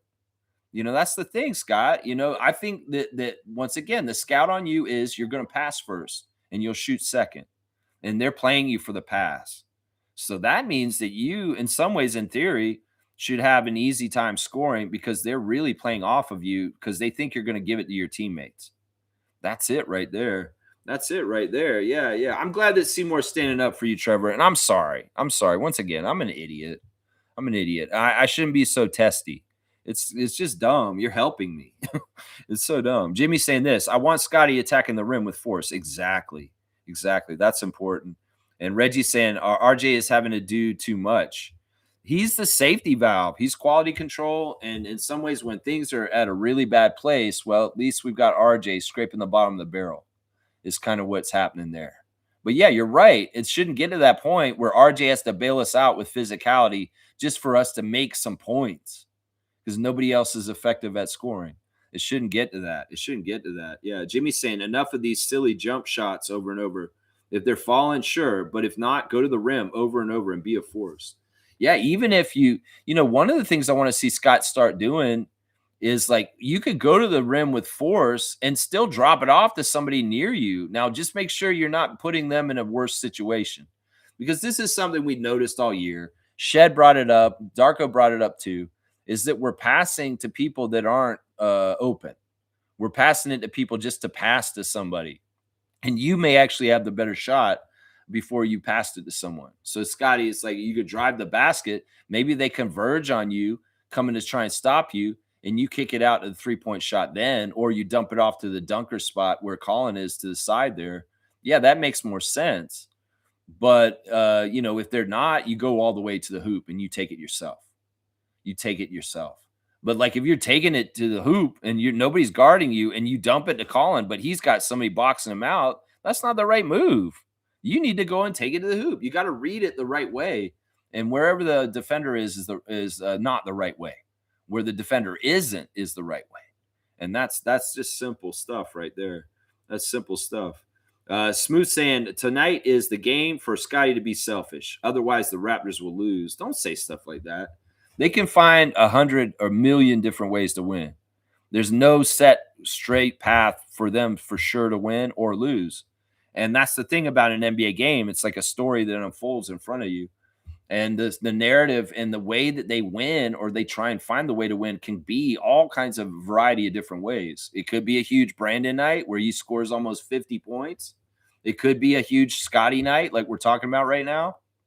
It could be RJ goes crazy and gets almost 40. It could be Emmanuel shows up and he's back. This isn't as likely because he's going to have to find his rhythm. And Emmanuel has a huge game and hits a game winner to beat them at the end of the game in a buzzer beater. There's all kinds of scripts that could be written where the Raptors get the W. There's no one direct way exactly. And you can't say that this condition is this. Scotty's not selfish. We don't win. You can't say that. You can't say that. There's probably a whole bunch of different ways the narrative gets to the Cavs winning too. And that's the thing. We can write the script. We write the story tonight, Raptors. You want to be the person with the pen in your hand writing it, right? You don't want the Cavs to write the story. You write the story. You have the pen in your hand and you write it. That's what I say. That's what I say right there. That's right. Neil saying Scotty just has to get to the hoop 3 or 4 times per quarter to keep the opposing team on their toes. Same goes for BI and RJ. Keep it simple and get guys cutting or helping you out to cut. Yeah, we got to make sure we're not premeditating and forcing just because this was the plan and improvising on the fly or just because this happy development just arose in the second. That's what you need to do. You need to look for that, you know, that you need to do that. Darko talked a lot yesterday about balancing aggressiveness and with control. That one of the things we do is we play a very high intensity energy of defensive hounding and are pushing the ball up the court in a fast pace in a full court transition kind of game. But the part of the problem is, and we've seen this with Shed recently, you can play like that hurry up, speedy, like aggressive play, but if you're not in control, it's not working. So there has to be a balance of aggressiveness with control. That is a theme that Darko and the coaches have been putting on the Raptors the last few days since game 2. Is talking about playing aggressive and fast and going all out like we're supposed to, but you have to balance it with being in control at the same time. It's very, very important. Very, very, very important. Seymour saying this series reminds me of our very first playoff appearance against the Knicks. Too many jump shots, no attacking. They will learn. Man, you're going way back for that one. Yeah. Yeah, I mean, that's the whole thing. And the people are saying this. Dylan Brooks talked about this after the game last night. They lost to the Thunder. And man, there's a lot of drama between Dylan and SGA from last night. It's kind of funny because SGA is above it and he's so hilarious. But in some ways, Dylan fired shots on SGA, calling him frail and a foul merchant, and that he's baiting and flopping to get calls. And in fact, Devin Booker was so mad last night, he actually called out James Williams by his name in the press conference after the game. He said, in my whole years in the NBA, I've never called out a ref by his name, but I'm going to do it tonight, and I'll take the fine. James Williams, you were one of the worst refs tonight, is what Devin Booker said after the Suns went down 0-2 to the Thunder last night. And last night was cool. Here's the Raptors Redditor of the day is Nayi again, and they have a Karthika post from Twitter, and Karthika, queen of stats for TSN, said SGA and Dylan Brooks both had 30 plus points tonight. The first time that 2 Canadians have had 30 plus points in the same game in NBA playoff history. So Canadian basketball history last night with Brooks and SGA. But yeah, they're going at it. And Dylan's being a jerk to SGA and Lou Dort and the Thunder and talking trash and doing all the things that he does to people. But you know what? Gilgeous-Alexander and Dort are just like, yeah, that's Dylan. We played with him on the team. We love him. And we wouldn't expect anything less. And we're enjoying this competition from him, even though he's being villain Dylan towards us. We're not taking the bait. Some people may take this as like, is Brooks messing up chemistry on Team Canada because of the way he's going at the Thunder right now and his Team Canada teammates? No. SGA is so mature, and Lou Dort gets it too because he plays with Dylan as a twin team of terror in FIBA basketball as far as defensive menaces. Lou gets Dort and Dylan Brooks. No, there's nothing but respect from the Thunder players towards Dylan Brooks, and their quotes are hilarious. They're kind of saying stuff, yeah, that's just Dylan being Dylan. We expected this. And in some ways, we love him, even though he's being an asshole to us in this series as an adversary. It's kind of such a funny thing, and I love it. But Dylan's not holding back. He's absolutely being full villain Dylan towards his Team Canada teammates. And it's like, it just shows his level of compete and that there's no friends when the lines are drawn the way they are drawn if you're on the other side for Brooks. And I got to respect that, man. But yeah, Raptors Redditor of the day, Dunei is the Raptors Redditor of the day for bringing Keek's stat up there for that. Yeah. That's what I'm saying. Dylan's other quote from that game is, it's the physical postseason, and don't rely on your outside shots. You got to get inside and make inside shots, because this is half court, grind it out NBA playoff basketball, and everything slows down and it just becomes a slog. This is just the way it is. And the Raptors being able to get run in transition, well, if you get those opportunities, take full advantage of them, because they are scant and far and in between, because it's just not the style of NBA playoff style basketball. Yeah, Brooks gets it. But yeah, that stuff last night was fun. That stuff was fun. Neil's saying limit Shed to 4 shots and have him focus on assists. The magic number for Shed are 10 to 12. Get that amount of assists and you have done your job. Yeah, I can get behind this sentiment by Neil. I still don't like him starting. Like I ideally would like IQ to be back and starting tonight, but I don't want Shed to be the next choice. I still feel like he should be coming off the bench to set the tone with the bench unit and doing stuff like what Neil's saying here. Focus on the assists. But the thing is, the Cavs defense is playing to allow Shed to shoot and daring him. And that's why. So if he's on the court, he's going to have to get to shoot, because the Cavs are playing off of him, because they're not totally respecting his shot. And he hits his shot pretty good. So make him pay, Jamal, is what I'm saying. I still like, maybe, they could do something really interesting if IQ's not playing. Maybe they can start calling along with Yak and put Scotty in the backcourt with RJ and, figure that out that way. I still say, if Quickly or Walter are healthy, they should be starting before Shed. That's just how I feel. Jimmy's saying, not like these guys are defensive geniuses. They have mismatches that Scott can hunt and thrive on. How are we not attacking Wade, Strus, and Merrill, etc.? Go at them. Well, apparently I wasn't aware that Dean Wade is considered a defensive marvel. Like after the game on Monday, all of his teammates were saying Dean Wade did such a good job on BI. Absolutely shut down Ingram, and he's a defensive genius. So within the Cavs world, Dean Wade is viewed as some sort of defensive specialist. And he's not a mismatch or like a guy that we can exploit. He's actually a really top-level defender, according to Cavs Nation. So I don't get that. I don't see that totally myself. They're pumping him up maybe like we would pump up our own guys. But, yeah, I agree with this. I feel like there are mismatches out there on the table that we're not totally taking full advantage of. And some of it has to do with Pirtle. As far as if Pirtle can be in his most powerful mode, he can be a dominant force in this series, even against Allen and Mobley. It's just that we've got to get him going, and we got to figure out how to get the right spacing to do that.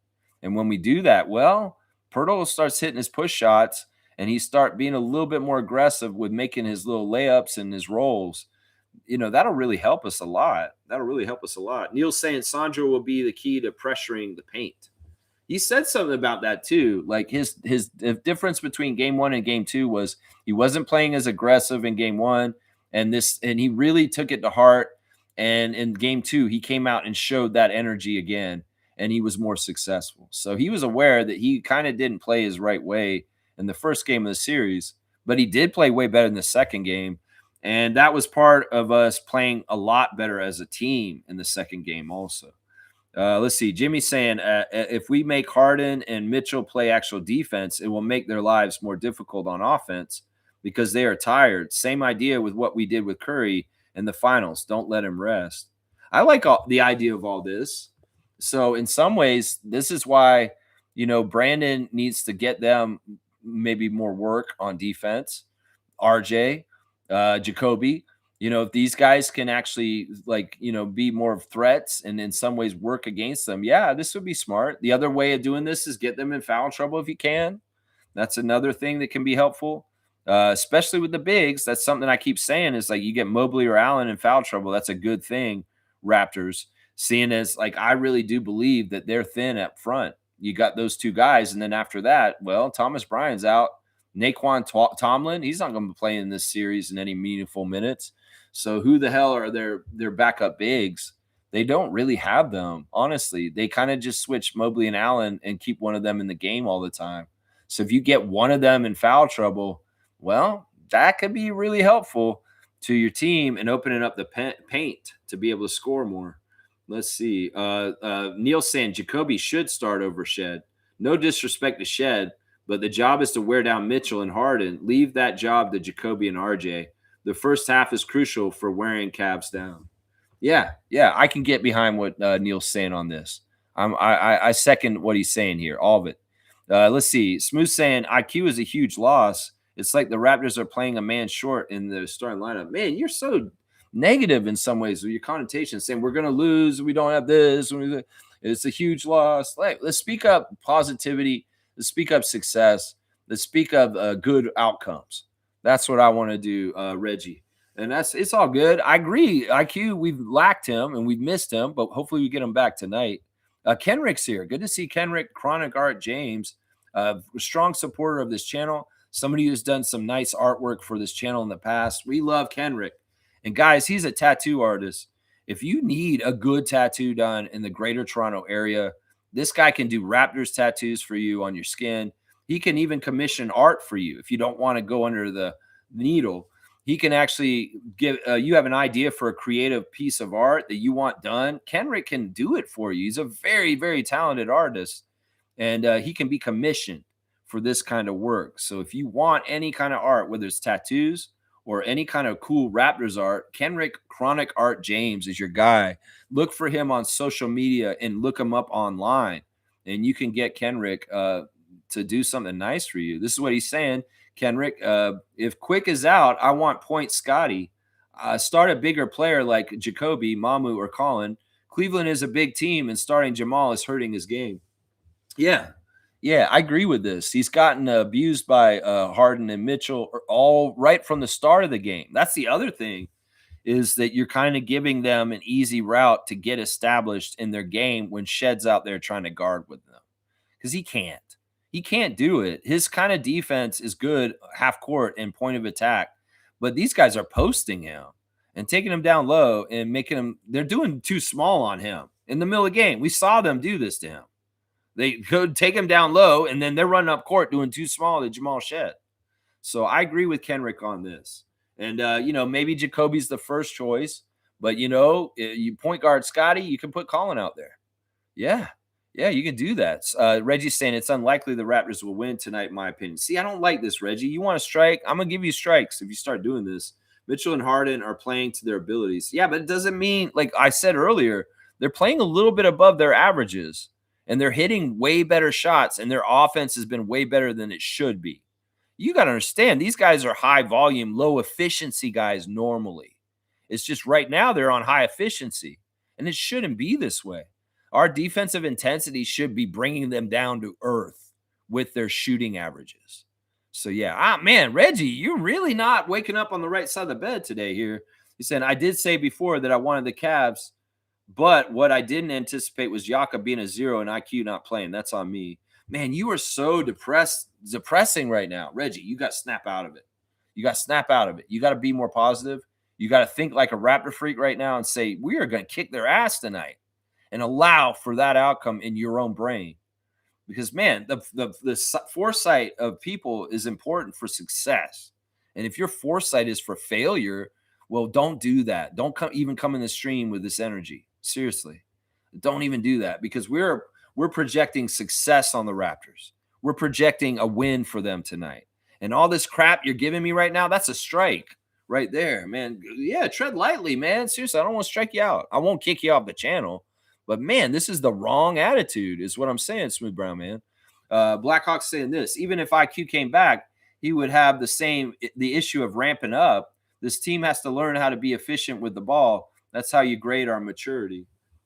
Well, Emmanuel's had times where he's been in and out of the lineup over the last few years on the Raptors that he's gotten used to kind of having to be an effective player. Even if he's not ramped up and got his rhythm as a shooter and offensive scorer, he can be an effective player for a pace setter, setting up other guys. He can do something with what you're just saying here, learn how to be more efficient with the ball, set pace, and take care of the ball better so that we're not turning the ball over so much. These are all kinds of ways he can help us even in a first game back if his shooting rhythm is not there and he's not efficient for shooting. So there's all kinds of other intangibles that Emmanuel quickly can do. Plus, listen, we can get the pick and roll running with him and Yak. That's going to be a very big headache for the Cavs defense. So there's all kinds of stuff other than him just hitting the shot. But he's going to hit some of his shots too. He's going to pop some threes, and he'll bomb them and make them. So let's speak into existence, positive outcomes and positive things for them tonight, and stop talking about all the bad things that could happen, guys. That's right.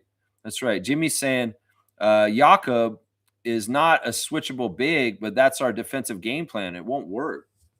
Yeah, that is something that people have been talking about. Fred talking about this on the Out the Mud podcast, that it's all about switchability now and being switchable and this and this and this way and stuff. He is switchable.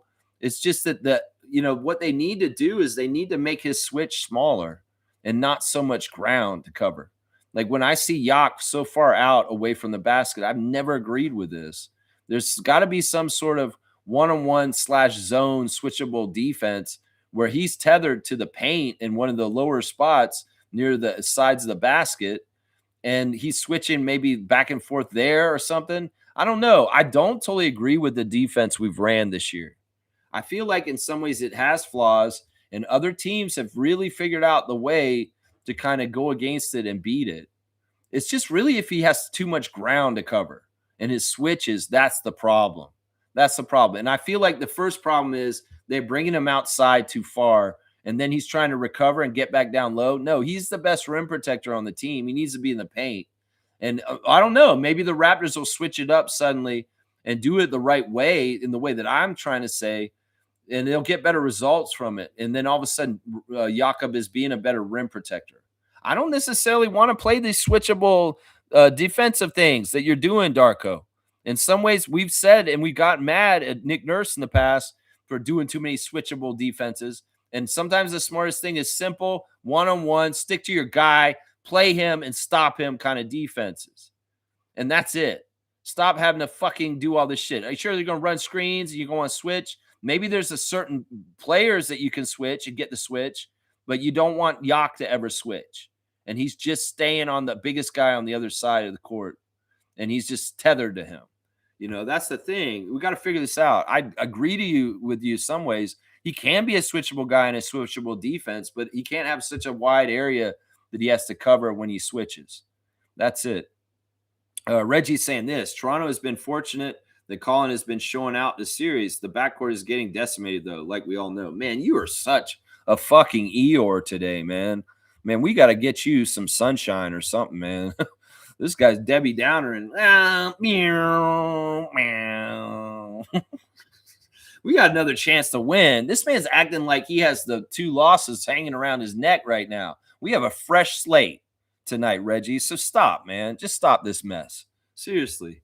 Seymour saying what worked on the regular season worked, but you can't rely on that for the playoffs.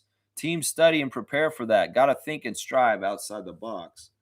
Like I said, if they have a completely different kind of defense that's more man-oriented and maybe zone-oriented, and there's not all this switching around, that might be better, especially because Yak should never be out guarding the three-point line.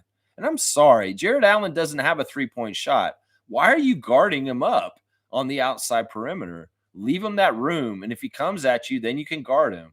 You can guard him in the paint and be there right there. Yeah, let's see. Neil's saying, newsflash, we don't always have to switch, but that falls on the coaching staff on showing these guys on how to reject the screens and blow up the PNR and PMP. Yeah, I mean, it's strategies on how they want to handle it. In some ways, it's not working, and teams are deriving decent looks from it not working, and that's a problem right there. Seymour's saying, what grade do we give Coach Darko so far in a poll? I'm not giving him any grade on anything. Like, what do you mean? For his whole entire coaching career with the Raptors? You talking about for the playoffs? What for this? Just for the season? You got to delineate this better. But I'm not giving no grades to anybody until the year's over. Like, why are we giving a grade at all? We got to see the whole body of work before we. And why do we grade him anyway? Like, what is this? What does this mean? Even why are we grading them? Are we teachers in a school? Why are we grading them? Why do we do this? I think he's done a great job. We're continuing to get better and better. That's what matters. Neil's saying you force Harden to shoot to prevent other guys from getting involved. Exactly. I heard that earlier. So you're giving him a B-? That's your grade, teacher? Should I bring you an apple?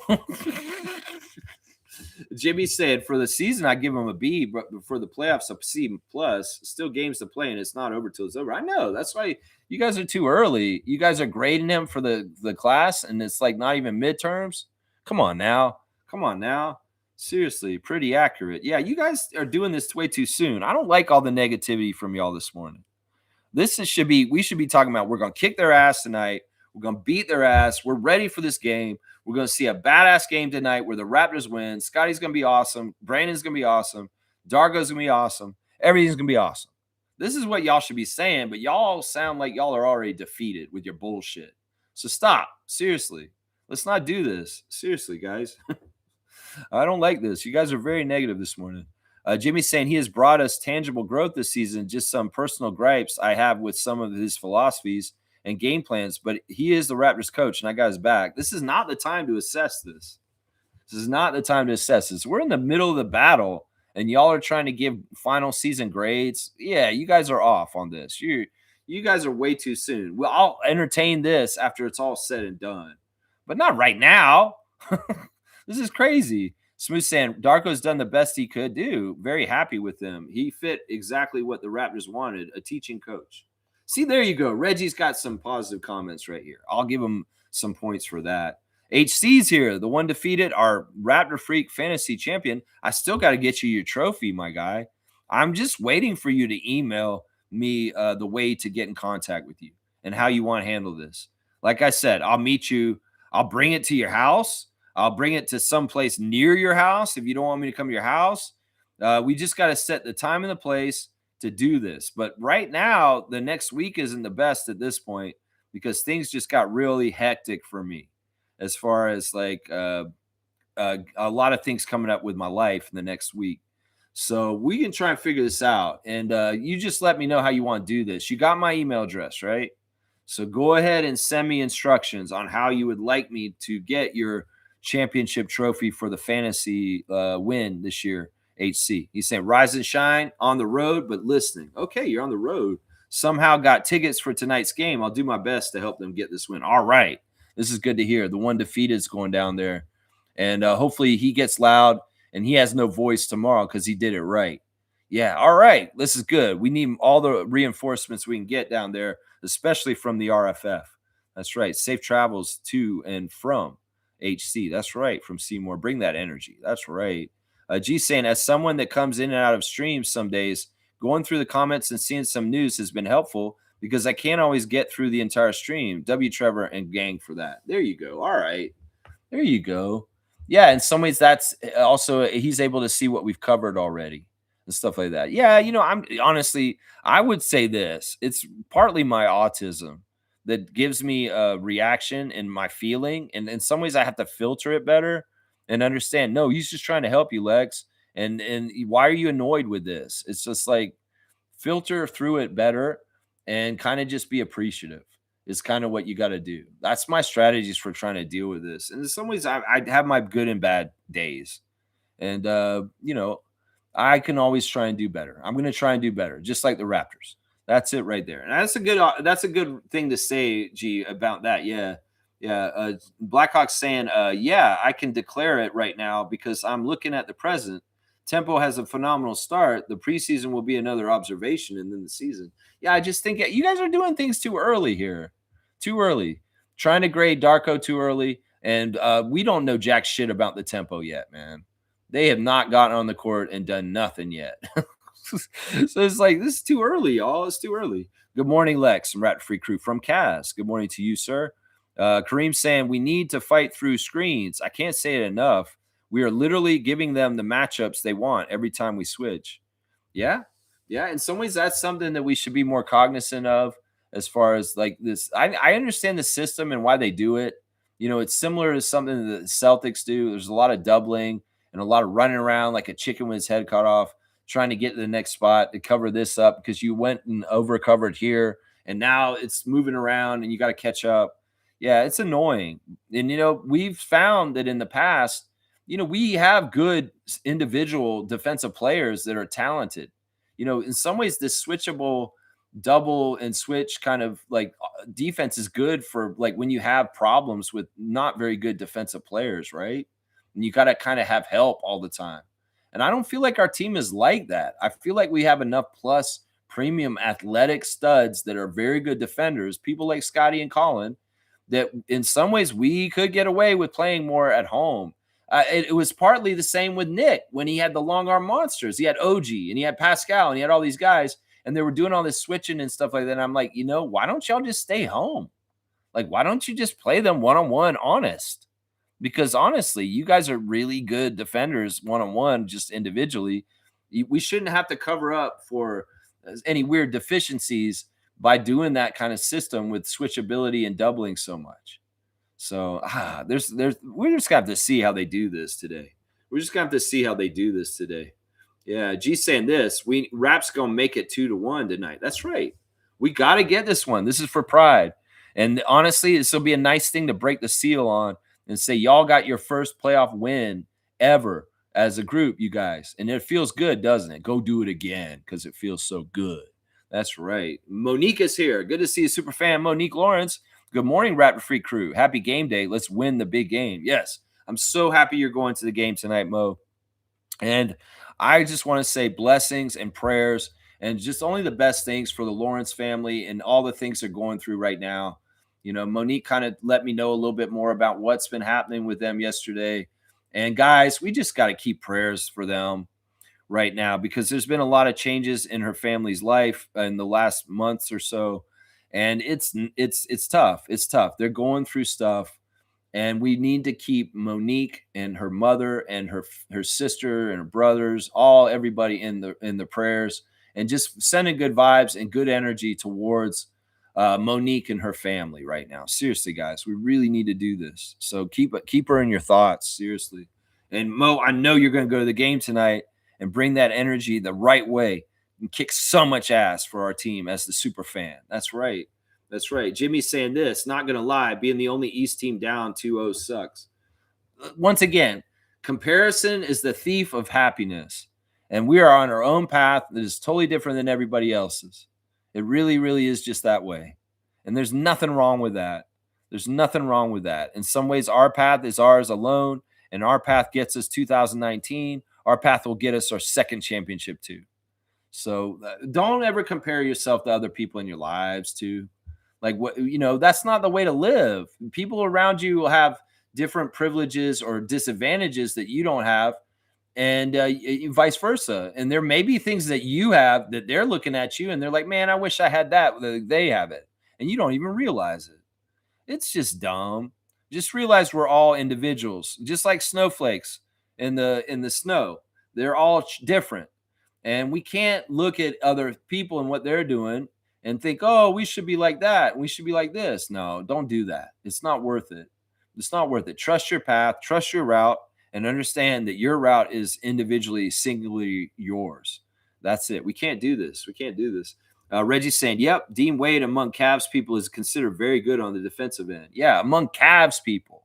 But is that a association-wide reputation? No. That's just on their team. And James and Donovan can toot his horn in the press conference on Monday and say, Dean Wade was huge. He stopped Brandon. And maybe he did to an extent. But I want to see Brandon kick the shit out of Dean Wade and just make shots over him left and right tonight. That's what I want to see tonight. That's right. That's right. Jimmy's saying Orlando stole a game from Detroit. All stole one from the Knicks. Atlanta stole one from the Knicks. And even more surprising, Philly beat Boston. So what? That's the other series. And that doesn't mean any of those teams that stole those wins are going to beat those other teams. But we could still beat the Cavs. So once again, we have tunnel vision. Darko's not worried about any other games or any other series. We only worry about us. We worry about our series. We worry about the Cavs. We worry about what the Raptors are going to do. And who gives a shit what's going on in the other series? Like I said, you can't do this, Jimmy. Don't do it. It's not good for positivity. Let's just put it that way. Slug DZ saying series don't start till the home team loses. That's right. That's right. And hopefully the series don't start tonight because we lost. We need to win tonight, Raptors. That's right. Defend home court, and we can go back to Cleveland 2-2. Same thing happened when we had Biyombo in the 16th series, the 2016 series. Yeah. Yeah, and we got to the Eastern Conference Finals at that time, didn't we? Yeah. So it's like, we can figure this out, y'all. We can figure this out, and we can do this. We can do this. 7-game series against Indiana, 7-game series against Miami, 7-game series versus Philly, 7-game series. These are things we've been through in our history. And well, we lost the Celtics in a 7-game series, but we won those other 3 series I just named, as far as Miami Heat, Indiana Pacers, Philadelphia 76ers. That's right. Series don't start till a home team loses. That's right. That is right. Y'all, today on my straight goods of Canadian goods, I've got a hammer. Austrian hammer. And I'm talking about Home Hardware today, because Home Hardware is a network of hardware stores across Canada. It was founded in 1964 in St. Jacobs, Ontario. Home Hardware Stores Limited is proudly Canadian and the country's largest owned and operated home improvement retailer, with stores operating under the Home Hardware Home Building Center, Home Hardware Building Center, and Home Furniture banners. The Home Hardware dealer network improves life at home by providing superior home improvement retail experiences through helpful advice and deeper understanding of the community that they serve. That's right. Home Hardware is where you need to go. Don't go to Home Depot. That's an American company that's absolutely horrible and absolutely supports Donald Trump. You go to a Home Hardware, you're going to be supporting an independent, family-owned business from somebody locally, and there's nothing better than that. Now, the other thing is, if you go to Home Hardware, you want to look at the labels when you go inside and try and encourage the Home Hardware owners to buy more products that are Canadian-made, because we can all do our part to help in this. There's people whining and crying in the U.S. and the government right now because they screwed up and we aren't coming across to spend our money. We really have had a huge effect on the American economy by not selling their spirits and not going across for tourist money anymore. And they're feeling it. They're feeling it more and more. And it's made the Trump administration and what they've done look so bad, because they're bad for business. Home Hardware is your choice for your hardware needs if you need to go buy stuff for your house, like an Austrian hammer. So, yeah, straight goods on Canadian goods. And, yeah, I hit the mic with the hammer. Yikes. Yikes, yeah. Go get them, Jakob. Oh, man, that's crazy. Yeah, all right, let's see. Let me check on my tabs real quick. Let's see. I did the Raptors Redditor today. I did the Tempo Redditor of the day. Let's see if there's any breaking news right now. No, it all looks like BS on there. Let me see what's next on my tabs. Okay, we'll do the birthday. We're going to say happy birthday to Sherman Hamilton of Sportsnet. Of course, we see Sherm sitting in the middle of Brad Fay and Matt Bonner on the broadcast on Rogers Sportsnet. And well, Sherm it's birthday today. Sherm is 54 years old, the Canadian basketball legend out of Toronto. He played for the Canadian national team in 2000 in the Olympics. And we love Sherman Hamilton. He's one of the analysts that we really, really enjoy. And he's just very on point. He's no nonsense. You get what you get with him. And in some ways, his insight and his delivery is fantastic on a professional level. And we appreciate Sherm. We appreciate Sherman Hamilton. So happy birthday to Sherm. He's 54 today, guys. 54 years old. Yeah, Canadian legend, Sherman Hamilton. Yeah. All right. I guess what I'll do real quick right now, just remind you guys, in 2 days, our WNBA fantasy draft is on Saturday morning. And we'll be drafting our fantasy teams for WNBA season, the first season of the Toronto Tempo. And now I'll do my prayer for the game. Dear God, thank you so much for another day on this earth. Thank you for Trevor J and his words of wisdom that makes us reminded to be appreciative of another day alive and awake and out here. I appreciate you for all the things that you give me for sustenance, as far as a roof over my head, clothes on my back, food on the table, and the fellowship and fun of friends and family and the Raptor Freak family. There are so many great things in this world. When we put our perception and our attention on the good things, they multiply. And that's what we need to do. We need to stay positive, and we need to look at the bright spots in this world. There are a lot of bad things going on right now. And I would like to ask you today, Lord above, to protect the Toronto Raptors from injury, protect the Cavs from injury too, protect all the NBA teams, the WNBA players, the players in all kinds of sports and other things, and then just everyday people that are facing all kinds of really messed up situations, whether they live in a war zone, they're actively being hunted in a genocide, whether they're in really bad situations with like abusive people near them, or they're being terrorized by ICE agents in the United States, whether in a facility or, in their neighborhoods. There's just a lot of cruelty and awfulness in this world, and we want to be the antidote of light and love and positivity and giving and looking out for each other. And I appreciate you so much, and I appreciate you if you can look out for the Raptors today at home in Game 3 against the Cavs. And hopefully the referees will be kind and they will not be doing any crazy stuff. Either way, all the glory to God above. No ego in this. Thank you so much. I am so appreciative. I have so much gratefulness. Amen. Yeah, we got to do that. Get that done real quick. And it looks like I'm about to be done in 2 hours. So we'll get this stream done exactly on time. All right, we'll get this one real quick. This is a hard one. We'll have to see how you guys do. Here you go. Classic card of the day. This is a Celtic. And this is a Celtic many people probably have forgotten about.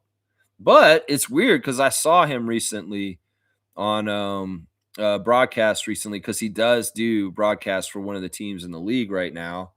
And I was like, whoa, that is that dude. I remember him. And well, this is his card now. So let's see if you guys have any guesses on the classic card of the day. I'll say this. This guy does in-studio work for the Jazz at this point. He's an in-studio broadcaster for the Utah Jazz at this point. He doesn't work for the Celtics, but he is still involved in broadcasting for the NBA. So if you can name this Celtic, full name answer, you get the classic card points. Jim Paxson. That's a great guess, Reggie. This guy's a forward. Paxson was a guard, and that's Jim Paxson, the older brother of John Paxson, who was on the Bulls. No, this is not a Paxson. This is a different guy, and it may be tougher than you guys can figure it out. I could start giving you guys some clues on his name, maybe. The old Jimmy Stewart movie that said Mr. Somebody went to Washington. We'll give you their last name. Kevin McHale. That is not Kevin McHale, but he did play with Kevin McHale. But he is not Kevin McHale. Kevin McHale wore number 32. Let's see. Yeah, his last name is Mr. Blank went to Washington, and that's a Jimmy Stewart old classic film. And his first name is the same first name as probably the most important player in the history of the NBA. Let's just put it that way. And that will probably give you the clue right there. Maybe. It depends on who you think is the most important player in the history of the NBA. As far as I know who the most important player who is in the history of the NBA. And it's not a guy who's still playing right now. Let's just put it that way. So, yeah, you can figure it out maybe from those clues. Mr. Blank went to Washington. And who's the most important player? Dana Barros. Come on now. That's not Dana Barros. Dana Barros is a 5'10 guy, light-skinned guy. Yeah, no, this is not that. First name is the first name of the most important player in the history of the NBA, in my opinion. And his last name is Mr. Blank Goes to Washington. And that was an old movie with Jimmy Stewart. And that's really showing my age, talking about that movie. Charlie Scott. That's not right.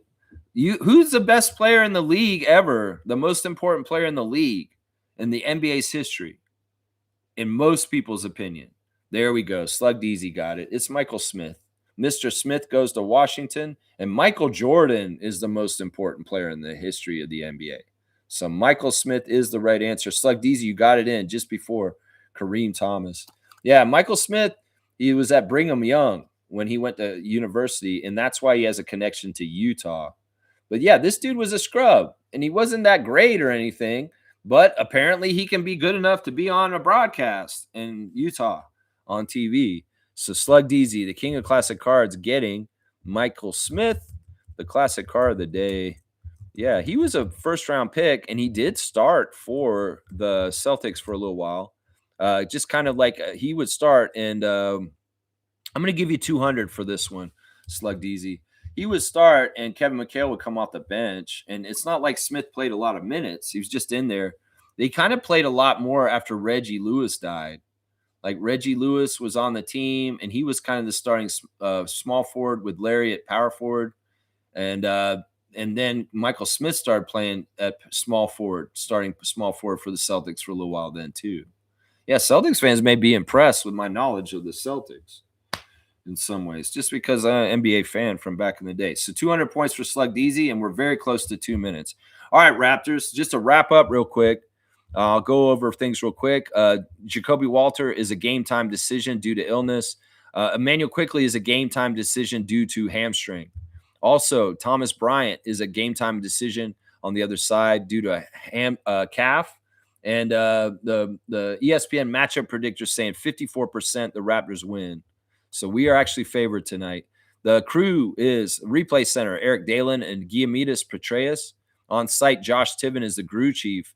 He will be favoring the Raptors as far as his history.